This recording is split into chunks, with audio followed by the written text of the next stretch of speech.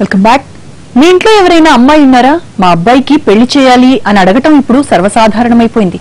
ఎంత వెతికినా అబ్బాయికి అమ్మాయి దొరకడం లేదన్న కంప్లైంట్లు కుప్పలు తెప్పలు. కారణం బాలబాలికల నిష్పత్తి దారుణంగా పడిపోవడంతో ఈ దుస్థితి తలెత్తింది. ఇలా జరగడానికి సగం తల్లిదండ్రులు కారణమైతే మిగతా నేరం స్కానింగ్ సెంటర్లది.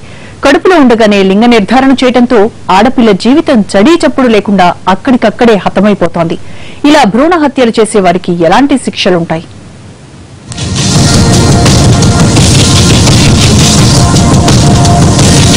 అమ్మాయిలు తక్కువ, అబ్బాయిలు ఎక్కువ. ఇలా జరగకుండా ఉండాలి అంటే ఆడపిల్లల నిష్పత్తి పెంచాలి, భ్రూణ హత్యల్ని నివారించాలి. ఇందుకోసం ప్రభుత్వం 1996లో పీసీపీఎన్డీటీ అనే చట్టాన్ని తీసుకొచ్చింది.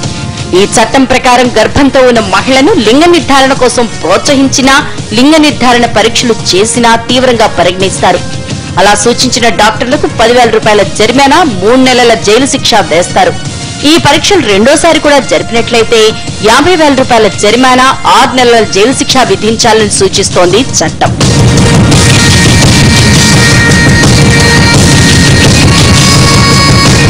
లింగ నిర్ధారణ ఒక్క స్కానింగ్ ద్వారానే కాదు, రక్త నమూనాల ద్వారా కూడా చేయొచ్చు. పీసీపీఎన్డీటీ చట్టానికి 2003లో సవరణలు చేశారు. దీంతో ఈ విధానంలో లింగ నిర్ధారణ చేయటం పూర్తిగా తగ్గింది. కానీ స్కానింగ్ సెంటర్ల ద్వారా చేసే లింగ నిర్ధారణ మాత్రం అదుపు చేయలేకపోతోంది మన అధికార గణం.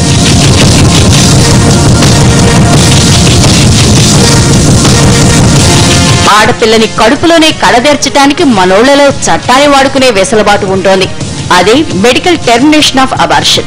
ఈ చట్టాన్ని అడ్డుపెట్టి ఆడపిల్లని ఈ భూమి మీద అడుగు పెట్టకుండా అణగదొక్కేస్తున్నారు. యాంటీఓ చట్టం ప్రకారం మహిళలకు అబార్షన్ చేయించుకునే అవకాశం ఉంది. కానీ అది అనారోగ్య కారణాల వల్ల మాత్రమే చేయించుకోవాల్సి ఉంటుంది. లోపల బిడ్డ మానసిక, శారీరక ఎదుగుదలలో సమస్యలుంటేనే ఈ ఆపరేషన్ చేయించుకోవాలని సూచిస్తోంది చట్టం.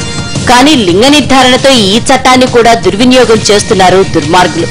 జాతికి తీవ్ర స్థాయిలో ద్రోహం చేస్తున్నారు. అబార్షన్ చట్టం ఎప్పుడైతే వచ్చిందో, అబార్షన్ చట్టం వచ్చిన తర్వాత ఈ స్కానింగ్ మిషన్స్ వచ్చిన తర్వాత రెండింటిని ఎంత దుర్వినియోగం చేసుకోవచ్చో తెలిసిపోయింది అనమాట. అబార్షన్ చేసుకునే రైట్ ఆడవాళ్ళకి ఇచ్చారు కాబట్టి సెక్స్ సెలెక్షన్ చేయించుకొని అబార్షన్ చేయించుకుంటున్నారు. తర్వాత పీసీపీ స్కానింగ్ మిషన్స్ వచ్చిన తర్వాత, స్కానింగ్ మిషన్స్ వచ్చినాయి ఏంటి అంటే కడుపులో ఉన్న పిండం పరిస్థితి ఎట్లా ఉంది, నిజంగా మదర్కి నుంచి పిండానికి వెళ్లాల్సిన ఆహారం నిజంగా అందుతుందా, బేబీ మనసుకి తగ్గట్టుగా ఎదుగుతుందా లేదా అని తెలుసుకోవాల్సడానికి వచ్చిన ఈ టెక్నాలజీని మనము కడుపులో ఉన్న పిండము ఆడపిండమా మగపిండమా అని తెలుసుకొని అబార్షన్ చేయించుకోవడానికి ఉపయోగిస్తున్నాం. భ్రూణ హత్యల్ని నివారించాలి, లింగ నిష్పత్తిలో బాలికల రేషియో పెంచాలి. ఇందుకోసం పీసీపీడీఎన్టీ చట్టాన్ని అన్ని స్థాయిల్లో సక్రమంగా అమలయ్యేలా చేయాలి. అందుకోసం డివిజన్ నుంచి కేంద్ర స్థాయిలో కమిటీలు వేయాలని సూచిస్తోంది చట్టం. ఈ చట్టాన్ని అమలు చేయడానికి 2 కమిటీలు ఉంటాయి. ఒకటి అడ్వైజరీ కమిటీ అయితే మరొకటి మానిటరింగ్ కమిటీ. ఈ 2 కమిటీలు 6 నెలలకోసారి సమావేశమై స్కానింగ్ సెంటర్ల పనితీరు పర్యవేక్షించాలి. కానీ ఈ పరిస్థితి ఉన్నట్లు కనిపించడం లేదు. కమిటీల నుంచి సరైన నిఘా కొరవడటంతో లింగ నిర్ధారణ పరీక్షలు నిర్దాక్షిణ్యంగా జరుగుతున్నాయి. పీసీపీఎన్డీటీ యాక్ట్ ఒకటి ముఖ్యంగా మనం గట్టిగా అమలుపరచాలి. ఇవి డిస్ట్రిక్ట్ లెవెల్లో, రీజనల్, డివిజనల్ లెవెల్లో కూడా మనకు కమిటీస్ ఉన్నాయి.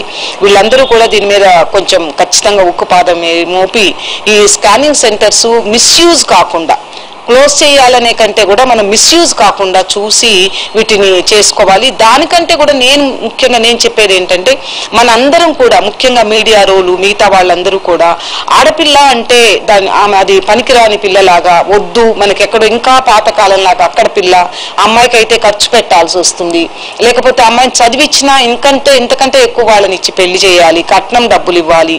ఈవెన్ ఇప్పటికీ కూడా కట్నం ఇంకా చాలా విస్తృతంగా ఉంది. ఇవన్నీ ఎందుకు వస్తున్నాయి? సెక్స్ రేషియో ఎందుకు తగ్గిపోతుంది, ఎందుకు స్కానింగ్ సెంటర్ చేసి ఆడపిల్లల్ని చంపేస్తున్నారు అనే చుట్టూతో ఈ ఒక్క స్కానింగ్ సెంటర్లే కాకుండా మనం ఇంకా చాలా కోణాల గురించి మనం మాట్లాడుకోవాలి. నిజానికి మానిటరింగ్ కమిటీ ఎన్ని స్కానింగ్ టెస్టులు జరుగుతున్నాయనే విషయంపై పూర్తి వివరాలు సేకరించాలి.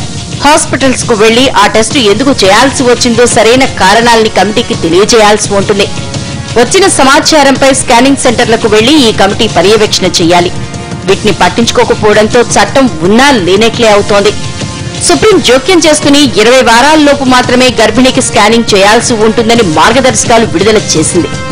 అంతేకాదు స్కానింగ్ సెంటర్ల స్థితిగతులపై రివ్యూ ఇవ్వాలని కూడా కోరింది. కానీ రాష్ట్ర ప్రభుత్వాలు ఈ సూచనలు పట్టించుకుంటున్న పాపాన పోవటం లేదని తెలుస్తోంది.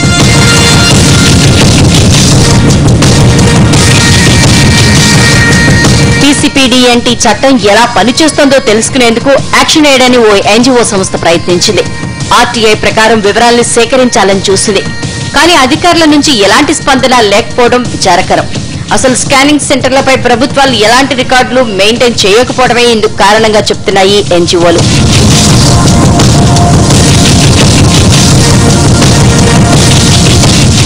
ఆడపిల్లల పుట్టుకను ఆపడానికి ఎన్నో చట్టాల్ని రూపొందించినా ప్రయోజనం లేకుండా పోతోంది. అందుకు తగిన పర్యవేక్షణ లేకపోవడంతో కడుపులో పుట్టి కడుపులోనే కడదేరిపోతోంది ఆడజన్మ.